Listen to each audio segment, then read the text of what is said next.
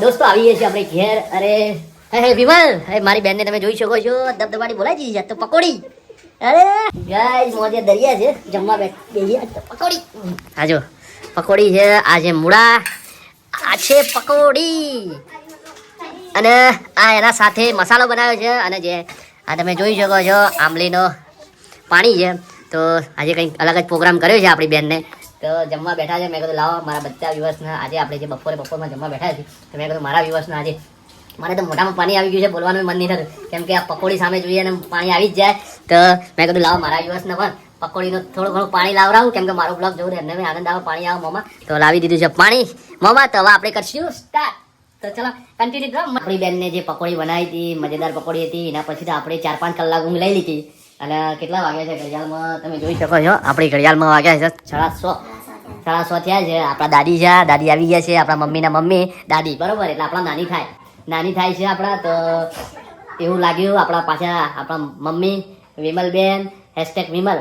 તો આજે પણ સાંજે પણ આપણે વાગી ગયા છે 6:30, 4-5 કલાક રેસ્ટ કરી લીધો, કેમ કે થોડું લોંગ ટાઈમ પછી આ થોડું રાત્રે છે ને થોડું એડિટિંગ વગેરે વધારે ચાલી રહ્યું છે, બરોબર. તો કરીબન 1-2 વાગી જાય છે રોજ હમણાંથી.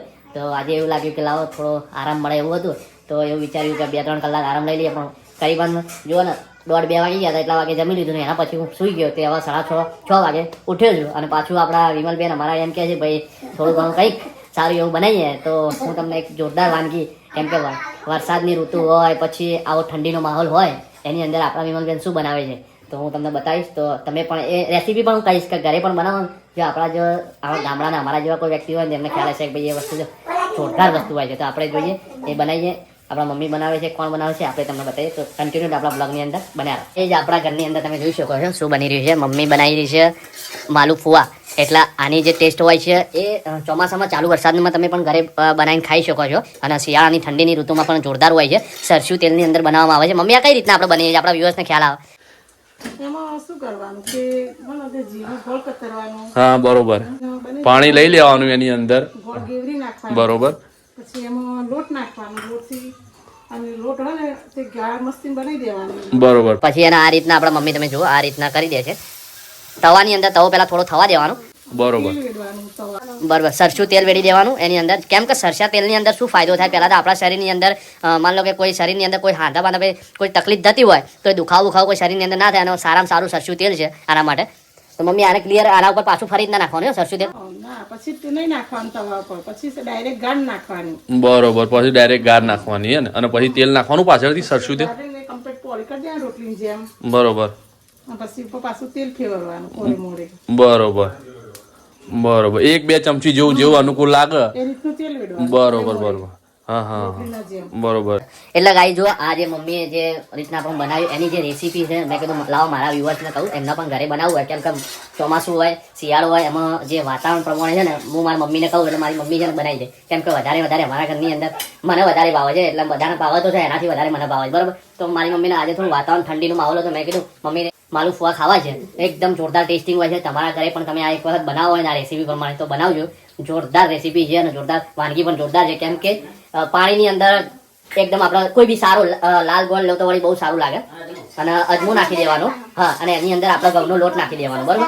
અને આપણે જેવા ભજીયાની જે ગાર બનાવી એ રીતના આની પણ ગાર બનાવી દેવાની, અને મમ્મીએ જે રીતના સમજાવી એ રીતના આપણે તમારે બનાવી દેવાનું. મારો બ્લોગ તમે ફરી રીતના જોજો. જો તમારા ઘરે આનો પ્રયોગ કરવો હોય અને આ વાનગી એક નંબર વાનગી છે, મને લાગ્યું કે લાવો મારા વ્યુઅર્સને બતાવું, કેમ કે એ પણ ટેસ્ટ લે. તો આજે સાંજે આપણે આની પાર્ટી હતી, મેં કહું લાવો આપણા વ્યુઅર્સને. અને જો આ રીતના મમ્મીએ બનાવી દીધો છે પ્લેટની અંદર, અને આ રીતના રેડી થઈ ગયો છે. અને 2-3 વખત થવા દેવાનું એટલે તમારા રીતના બની ગયું છે. તમે જોઈ શકો છો કેમેરાની અંદર કેદ થાય છે, અને તમારા પણ મોંમાં પાણી આવી ગયું છે, કેમ કે મને તો બહુ જ ભાવે છે. આ બને એટલી વાર જોઈ રહ્યો છું, પછી સીધી આપણે દબદબાટી બોલાવવાની છે, કેમ કે જે સવારે જે બપોરે આપણે પકોડી પર જે દબદબાટી બોલાવી હતી એ રીતના આના પર આજે દિવસની અંદર 2 પ્રોગ્રામ બનાવ્યા છે. એક બપોરે પકોડીનો પ્રોગ્રામ કર્યો અને અત્યારે માલુ ફુવાનો પ્રોગ્રામ કર્યો. બહુ જોરદાર ટેસ્ટિંગ હોય છે. તો આનું કંઈક અલગ જ હોય છે. હજુ મમ્મી તેલ નાખવાનું છે ને?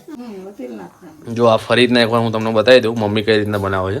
પહેલા તેલ નાખ્યું, પછી એના પછી જે ગાર બનાવી હતી એ નોર્મલ તમને જે અનુકૂળ લાગે ને એટલું આપણે જે રીતના ચેરવી શકીએ ને એટલો રોટલાનું બની જાય. માપની આપણે નહીં કહેતા ઘઉંની રોટલી માપની બની જાય એ રીતના થોડું નોર્મલ નાખ્યું મમ્મી, અને એને થોડું છૂટું કરી દેવા.